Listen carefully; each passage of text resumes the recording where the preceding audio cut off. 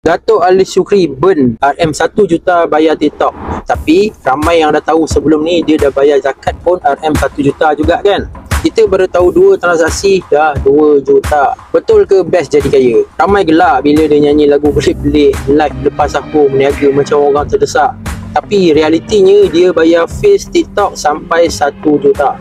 Dia sendiri mengaku TikTok ambil 20%. Sebab TikTok makan dengan nama Allah, dengan sil papa, semua kedai lebih 1 juta.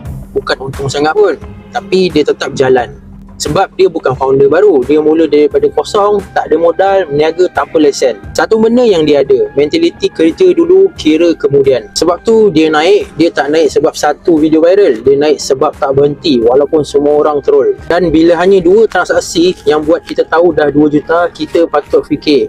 Kalau Datuk pun rasa berat, apa lagi kita yang baru jual 20 parcel sehari. Taruh barang murah-murah, be careful. Sebab mereka akan naikkan persen anytime.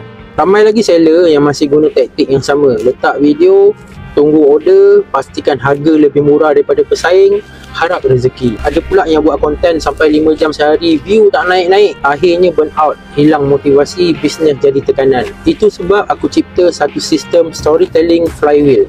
Framework ni tetap guna TikTok tapi bantu kau cipta satu video yang boleh tarik leads. Aku dah test 600k view tanpa ads. Just cerita yang betul. Dan sekarang aku nak bagi satu video FYP percuma. Tapi sebelum tu pinjam masa kau seminit untuk layan video yang aku ada pin dekat profile.